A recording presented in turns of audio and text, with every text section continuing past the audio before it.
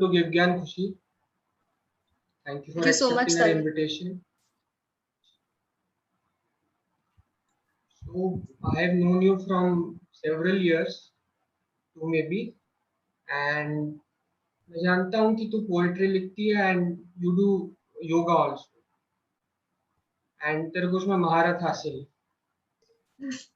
So आज हम योगा के बारे में बात करेंगे and एक्सप्रेशन के बारे में बात करेंगे through poetry. So coming to expression through poetry, पहला बात मैं पूछना चाहूंगा, why to express? Why is expression necessary? Well, I believe expression बहुत ही ज़्यादा important होता है because इससे आपका communication बहुत better होता है as well as लोग आपको समझ पाएंगे. अगर आप नहीं express कर पाओगे अपना feelings, अपना thoughts, तो क्या होगा, वो आपका feelings bulk में बस accumulate होता जाएगा and at the end of the day आपका peace of mind बहुत ज़्यादा hamper करेगा. Feelings express करना चाहिए, अपने thoughts express करना चाहिए, दोनों में basically difference क्या है?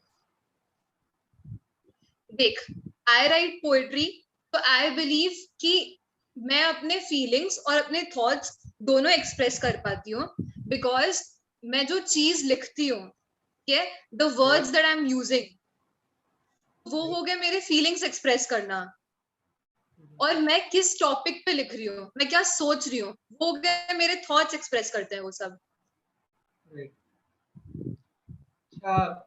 जैसे तूने बोला कि तू पोएट्री लिखती है, so why do you enjoy poetry writing? I enjoy poetry writing because जब मैं सोचती हूँ तो मैं दूसरे दुनिया में ट्रैवल कर लेती हूँ, a world that is full of imagination as well as fantasy. Plus मैं अपने ओपिनियन एक पर्टिकुलर टॉपिक पे बोल पाती हूँ, लिख पाती हूँ, और दूसरे तक मतलब जो मैं बोल के नहीं कन्वे कर पाती वो मैं लिख के इजीली कन्वेड हो जाता है. इसलिए मेरे को बहुत अमेजिंग लगता है पोएट्री लिखना. कितने सालों से ये कर रही है? I started my first poem when I was in class 9. किस बारे में तू पोएम लिख रही है? It was titled My Dream Boy.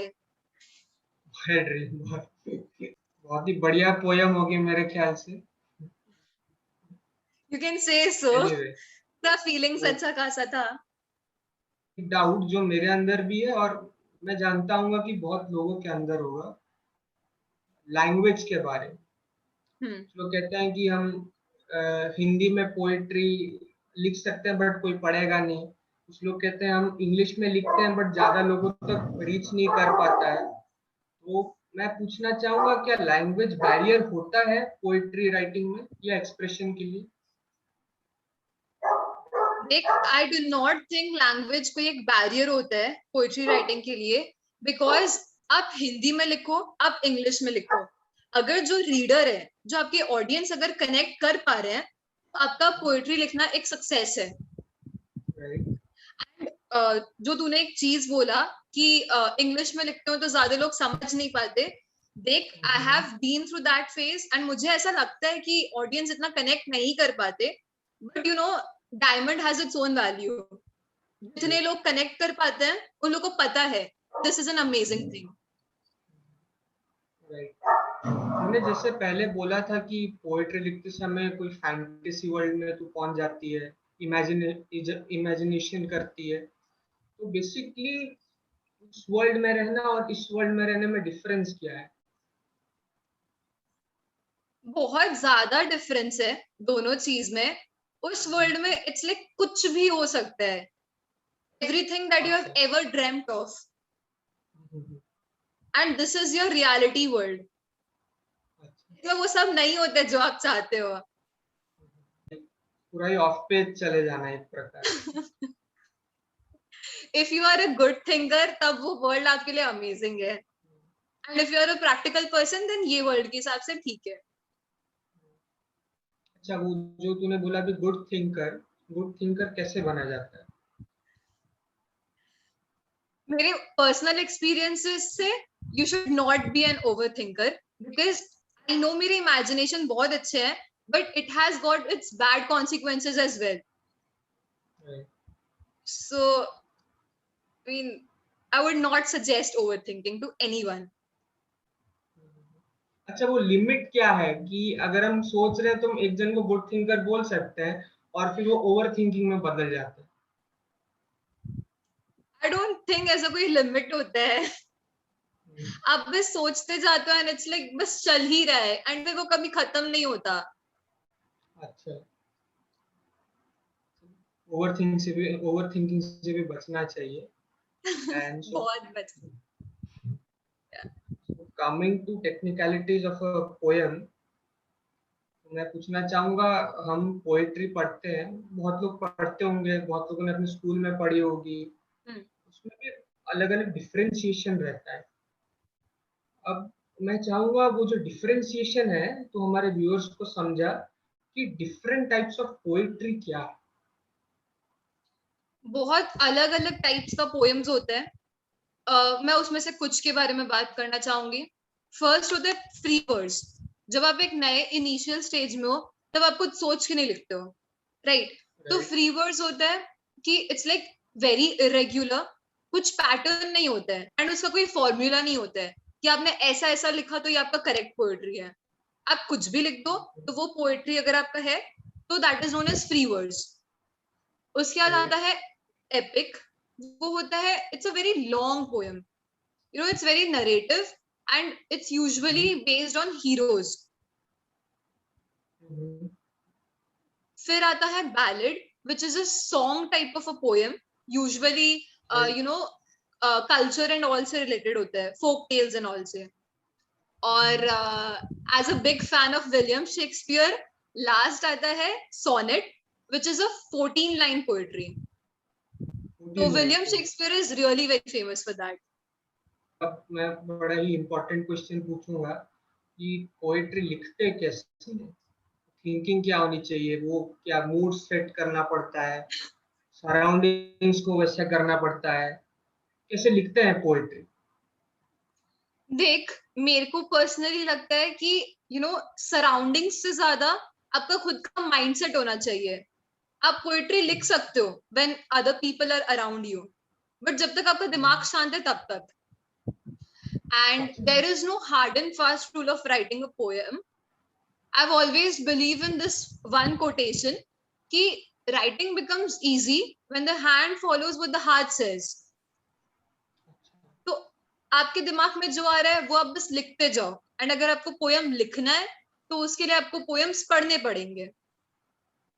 And आपको जिस चीज के बारे में लिखना है उसके बारे में आपको पूरा इंफॉर्मेशन होना चाहिए. तेरी फेवरेट पोएम कौन सी? मेरी फेवरेट पोएम है I guess the road not taken. It is very relatable. अच्छा, उस पोएट्री ने कैसे तेरे को नर्चर किया पोएट्री लिखने में जाने के लिए? बेसिकली उस पोएट्री ने नहीं नर्चर किया मेरे को. It is just that you know, it's a poem on taking a road जो यूजुअली लोग नहीं चूज करते. And even I wanted to do something in my life जो यूजुअली लोग नहीं करते हैं, you know, to be something very different. Right.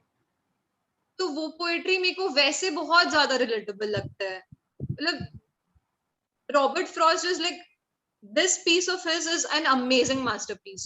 To meditation, अब लोग सोचेंगे कि पोएट्री और मेडिटेशन कैसे रिलेशन है, बट कुछ लोगों को मैं सुना हूँ, कुछ पोएट्स को मैं सुना हूँ, जैसे तूने भी पहले बोला कि हमारे लिए जब हम पोएम लिखते हैं, सो कमिंग टू मेडिटेशन, अब ये जब मैं मेडिटेशन बोल रहा हूँ तो लोगों के दिमाग में होगा कि पोएट्री राइटिंग और मेडिटेशन दोनों कैसे इक्वल है. कि मैंने कुछ लोगों को सुना है कि वो जब बोलते हैं कि हम पोएट्री लिख रहे हैं तो वो हमारे लिए एक प्रकार से मेडिटेशन है, हम लोग मेडिटेटिव स्टेट में पहुंच जाते हैं. तब जैसे तूने बोला कि हम लोग को दूसरे दुनिया में होते हैं, तो बहुत लोग क्या है वो चीज समझ नहीं पाते. एंड पर्टिकुलरली मैं इतना लिखता नहीं हूँ तो मुझे भी नहीं पता, तो तू बता कि मेडिटेशन और पोएट्री राइटिंग क्या इक्वल है, और वो एक्सपीरियंसेस के बारे में बता जब तू पोएट्री लिखते लिखते कहीं ऑफ पेज हो गई थी और लोग इधर उधर कुछ सोच रहे थे तेरे बारे में कि क्या हो गया तेरे को. रिमेम्बर मैं रिसेंटली एक पोयम लिख रही थी एंड मेरे सारे फैमिली मेंबर्स मेरे आसपास थे एंड आई एम लाइक मैं लिखते लिखते आई गेस मैं लॉस्ट हो गई and then everyone is like calling me कहाँ हो तुम I have experienced this thing and my mom is always like you know I will be sitting corner में कि कोई जो बोल रहा है मुझे उससे नहीं फर्क पड़ता बिकॉज मैं सोचती बहुत हूँ and well coming back to meditation वो वाली चीज के लिए देख बेसिकली मेडिटेशन में you analyse your breathing and poetry में ये होता है कि आप एनालाइज करते हो और ट्राई करते हो आप जो सोच रहे हो you know you analyse your thoughts and then you write down your thoughts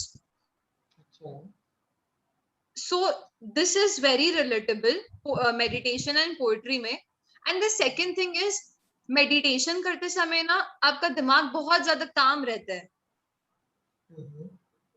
and जब आप पोएट्री लिखते हो तो लिखते लिखते भी एंड में ये चीज होता है एंड रिजल्ट होता है कि आपका दिमाग बहुत शांत रहता है यू नो स्ट्रेस एकदम रिड्यूस्ड हो जाता है बिकॉज यू हैव एक्सप्रेस्ड आप क्या फील कर रहे हो you know you feel very light एक पर्सनल क्वेश्चन पूछना चाहूंगा कि मैं बहुत लोगों को जानता हूँ जो कहते हैं कि वो पोएट्री लिखते हैं लाइक उनका 3-4 लाइन राइम कर गया तो अपने आप को टैग करते हैं वो कि वो मतलब पोएट है पोएट्री बड़ी अच्छी लिखते हैं and then I have read your poems दोनों में डिफरेंस लगता है अब मैं तुझसे एक चीज अब मैं एक चीज पूछना चाहूंगा कि मतलब कभी कभी मैं भी ट्राई करता हूँ तो मुझे लगता है कि अगर राइम हो गया तो अच्छी पोएट्री है तो क्या वो राइमिंग होना क्या जरूरी है कि एक उस पीस को एक उस स्टैंजा को हम पोयम कह सकें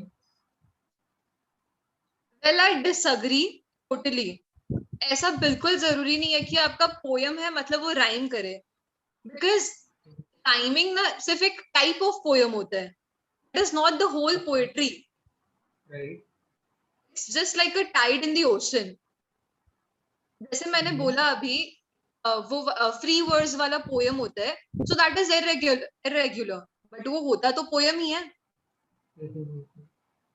rhyming is not at all compulsory I rhyme because मुझे अच्छा लगता है राइम करके लिखना बिकॉज मेरा इमेजिनेशन बहुत अच्छे से इम्प्रूव हो जाता है when I think of rhyming things coming to the next big topic yoga yoga demystify कर दे आज जो भी मिस्ट्रीज है जो भी कुछ है मिथ्स है जो भी है आज सबको तू ब्रेक कर दे जो लोग योगा को समझ नहीं पाते कि योगा क्या होता है ऐसे उनको समझा कि अगर बच्चा भी समझ रहा हो तो वो पूरी तरीके से समझ जाए तो पहले मैं यही पूछूंगा तुझसे कि योगा का एक्चुअल मीनिंग क्या है कि अगर हम 2-3 आसन कर दे तो वो योगा होता है कहीं कहीं हम सुनते हैं कर्म योगा कुछ होता है फिर अलग अलग प्रकार का हम योगा सुनते हैं तो उस सब में डिफरेंस क्या है और पर्टिकुलरली योगा उस वर्ड का मीनिंग क्या है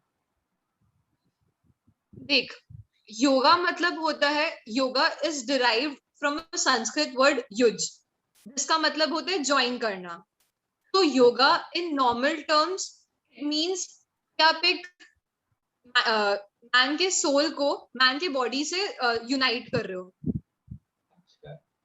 and when we go to the larger picture तो ये हो जाता है कि आप एक मैन को एक नेचर से यूनाइट कर रहे हो दिस इज नॉर्मल टर्म्स वाले योगा एंड देन पर्सनली मैं योगा की तरफ इसलिए गई थी नॉट बिकॉज इसमें बहुत सारे आसन होते हैं या जो भी मैं बोलूं कि मैं योगा कर रही हूँ तो लोगों को अच्छा लगे कि when I started doing yoga इसके बाद ना मुझे मेरे माइंड में बहुत ज्यादा कंट्रोल आने लग गया था सो मुझे लगता है कि yoga is not just for the sake of saying but अगर योगा करोगे तो आपके पूरे बॉडी में वो डिफरेंस दिखेगा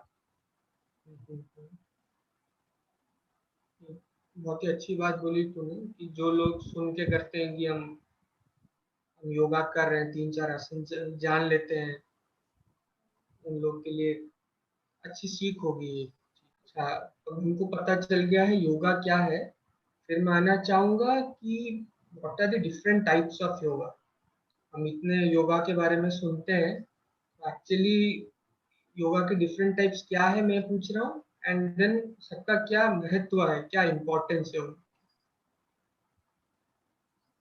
बहुत सारे टाइप्स के योगा होते हैं, but summing up I would like to say कि पहला होता है पावर योगा, जो होता है आपका स्ट्रेंथ और आपका एंड्योरेंस बढ़ाने के लिए।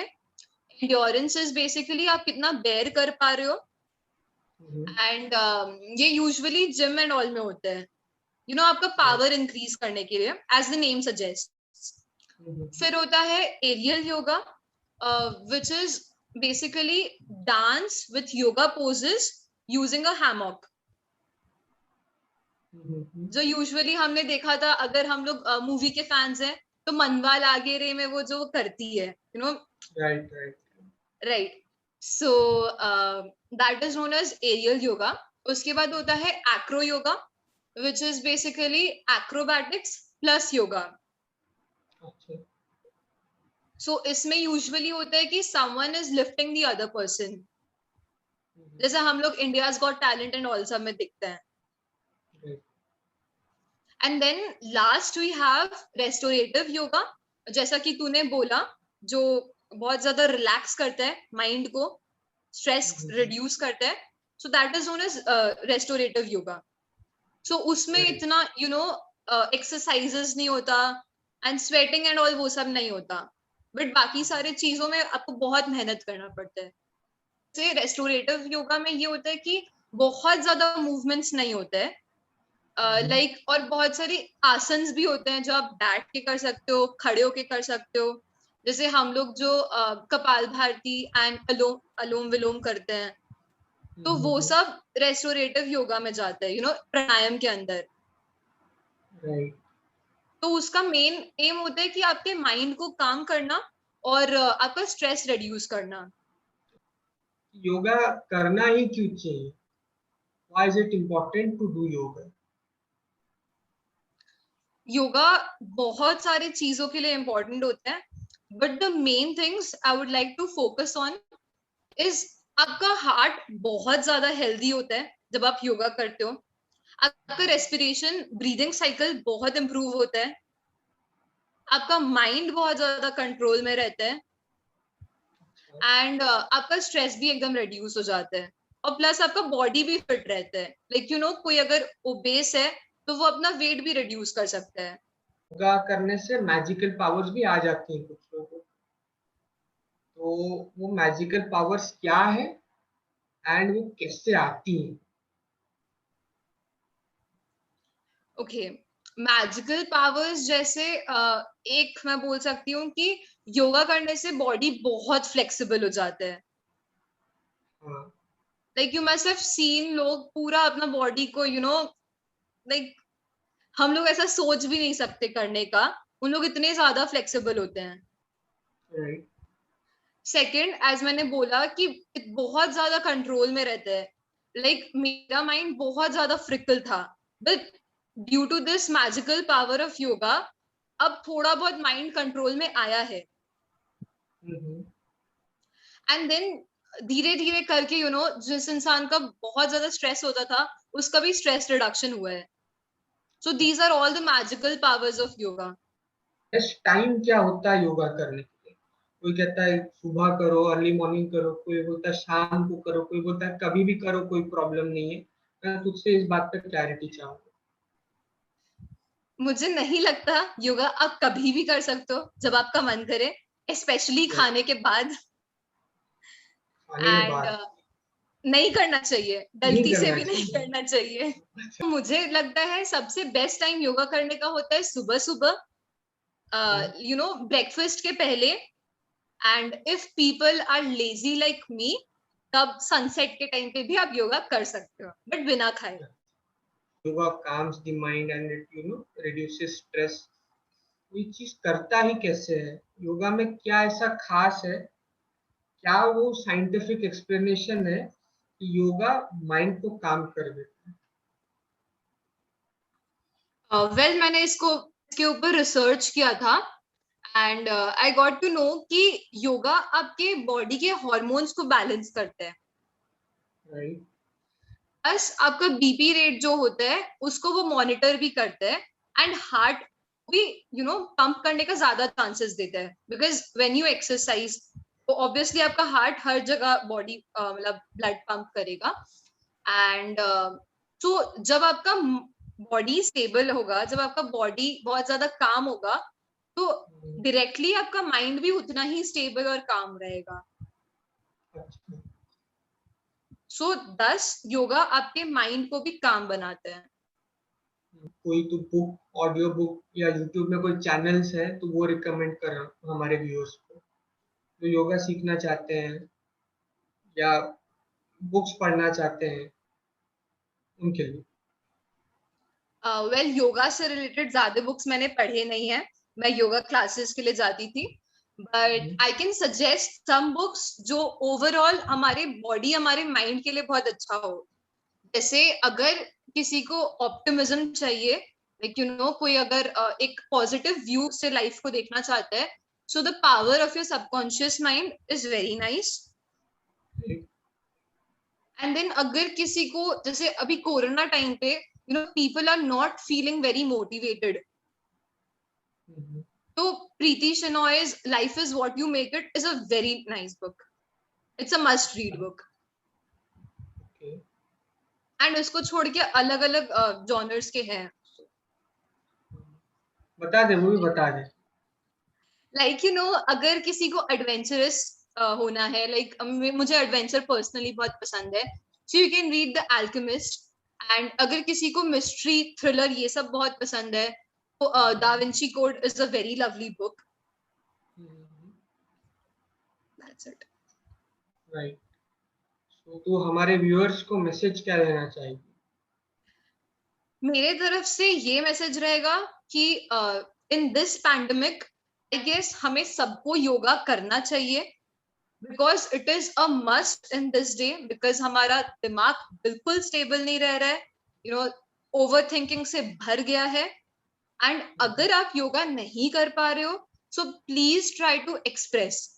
आई एम नॉट सेइंग कि खाली पोएट्री से ही एक्सप्रेस हो सकता है. Please try to communicate with people, ताकि आप उनको समझा पाओ कि आप क्या फील कर रहे हो. In this time communication is the key. अच्छा, अगर कोई योगा सीखना चाहता है तो कहाँ से सीख सकता है? मुझसे सीख सकता है. चलिए, बहुत ही बढ़िया. इसके साथ हमने पॉडकास्ट को एंड करना है.